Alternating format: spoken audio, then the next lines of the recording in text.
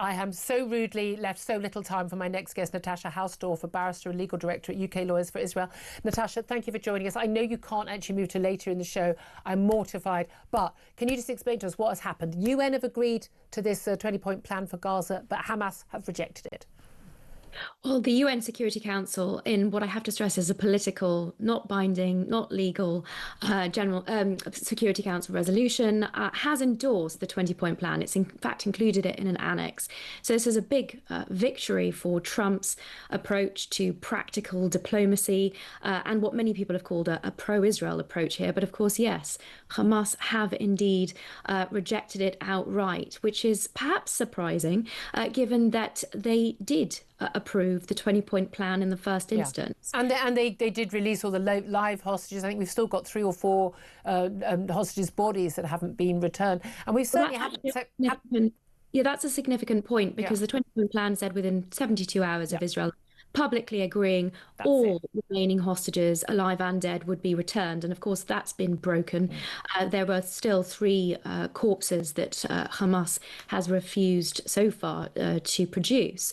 So the 20-point plan has already been broken, but its endorsement here by the UN Security Council has been rejected by Hamas for other... But Arab states have agreed. But the key thing is it does actually include sort of measures in terms of moving towards a Palestinian state. But this crucially also establishes an international stabilisation force to demilitarize the zone and disarm Hamas. But I mean, which other armies are going to go in? Because wouldn't they rather the IDF fought that battle, given the way that Hamas fights?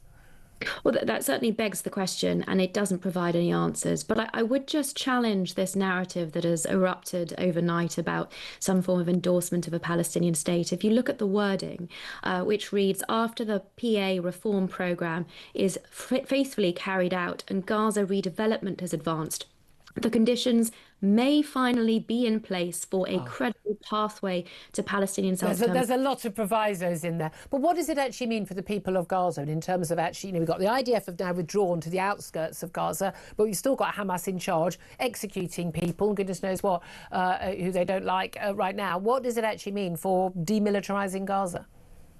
It shows that there is an international consensus behind that, despite Hamas' opposition to it. But I think it also reframes a lot of the international discourse, especially as far as international law is concerned, around this conflict in a productive fashion. I mean, this resolution clearly makes it plain that there is no state of Palestine. I'm sure that's very embarrassing to the likes of Keir Starmer and the French and the Canadians who have purported to recognise this so-called state. In that respect, it probably provides a degree of hope moving this plan forward, and with its focus on economic measures and on rebuilding and establishing a positive future for the Palestinians in Gaza that is free of Hamas, it can be seen as a positive step. Except Hamas are not going to walk away. They're not going to give up their power. They're not going to give up their guns. In fact, they're being offered free passage anywhere in the world to leave if they want to down their weapons. I'm wary of whether this is going to end where people think it is. Natasha Hausdorff, thank you so much for joining us. Apologies it was so short. Barrister and legal director at UK Lawyers for Israel. Now, I know, Benjamin Butterworth, you've been in Israel. In fact, when there was some bombing, we'll come to you just after the top of the hour. Delighted to say in the next hour, we are going to be talking, in fact, in a few moments' time, to the Labour peer, founder of Blue Labour, the Labour peer, Lord Maurice Glassman. First time he's on the show. We're also going to be talking to Reform UK councillor Layla Cunningham about what's been announced by Nigel Farage this morning in terms of tackling the budget, what they would do, and also the ticket touts. Is the government really going to crack down on those ticket touts, or are we just going to create another black market? That's all coming